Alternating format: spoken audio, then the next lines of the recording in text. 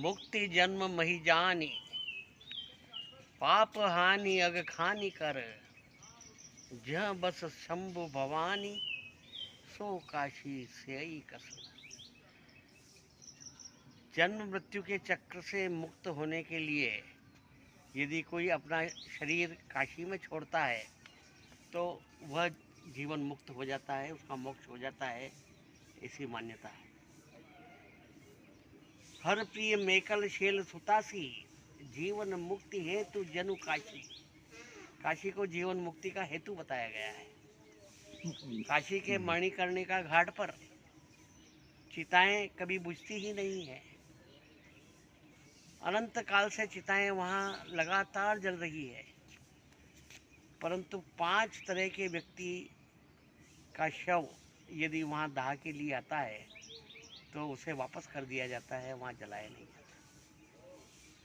वो 5 कौन हैं जिनके शव को मणिकर्णिका घाट पर जलाया नहीं जाता?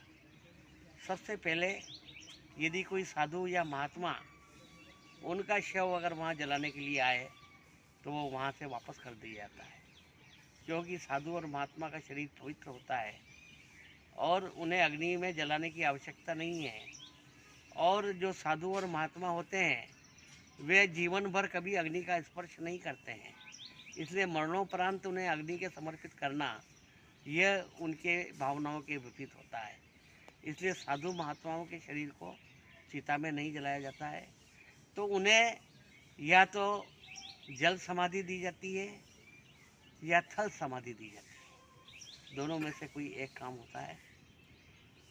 दूसरा होता है 12 वर्ष से कम उम्र के बच्चे, उनका शव यदि मणिकर्णिका घाट पर आए तो उसे वापस कर दिया जाता है, क्योंकि 12 वर्ष से नीचे के बच्चे बाल स्वरूप भगवान के रूप में होते हैं और उनका शरीर बिल्कुल पवित्र होता है, उन्हें अग्नि में पवित्र करने की आवश्यकता होती ही नहीं है।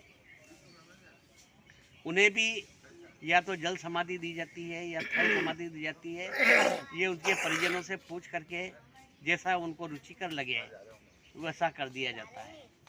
तीसरा शव है गर्भवती महिला का। यदि कोई महिला गर्भवती है और उसका शव दाह संस्कार के लिए मणिकर्णिका घाट पर आता है तो उस शव को वापस कर दिया जाता है, क्योंकि अग्नि को समर्पित करने से गर्भवती महिला का पेट फूट करके और गर्भस्थ शिशु बाहर आ सकता है। इसलिए ऐसी स्थिति में उसे या तो जल समाधि दी जाती है या फिर थल समाधि दी जाती है, यह भी उनके परिजनों से पूछकर किया जाता है। चौथा है सर्पदंश से किसी की मृत्यु हो गई हो, ऐसे व्यक्ति का शव मणिकर्णिका घाट पर नहीं जलाया जाता है, क्योंकि ऐसी मान्यता है कि जो व्यक्ति सर्पदंश से मरता है तो 21 दिन तक उसके मस्तिष्क में उसकी जान कैद रहती है, वो 21 दिन तक जीवित किया जा सकता है। इसलिए केले के तने से उसके शव को बांध दिया जाता है और गंगा में प्रवाहित कर दिया जाता है। कभी किसी तांत्रिक या सिद्ध पुरुष की नजर अगर उसे पड़ जाए तो वह उसे जीवित भी कर सकता है, इसलिए संभावनाओं को देखते हुए उसे जलाया नहीं जाता। और 5वां और अंतिम है, वह है किसी भी संक्रामक रोग से पीड़ित व्यक्ति, जो दांत खाज, खुजली, एक्जिमा, कोढ़ वगैरह जो छूत की बीमारियां हैं और उनसे कोई आदमी मर जाए तो उसके शव को वहाँ नहीं जलाए जाते हैं, क्योंकि उसको जलाने से जो बैक्टीरिया सब तरफ फैलते हैं वो लोगों को लग जाते हैं, उसे मरदूद कहते हैं। मरने वाले का शव का जो धुआं किसी को लग जाए और उसकी बीमारी उसको लग जाए उसे मरदूद बोला जाता है, दूध के तो धुआं को। तो इसलिए संक्रामक रोग से ग्रसित व्यक्ति का शव भी मणिकर्णिका घाट पर नहीं जलाया जाता है। तो ये 5 तरह के शव वहाँ नहीं जलाए जाते हैं। तो हमारी धार्मिक मान्यताओं के पीछे ठोस वैज्ञानिक दृष्टिकोण छुपे हुए हैं कि किस कारण से इनके शव वहाँ नहीं जलाए जाते हैं। इसलिए हमारा जो सनातन धर्म है वो पूर्ण विज्ञान के ऊपर आधारित है।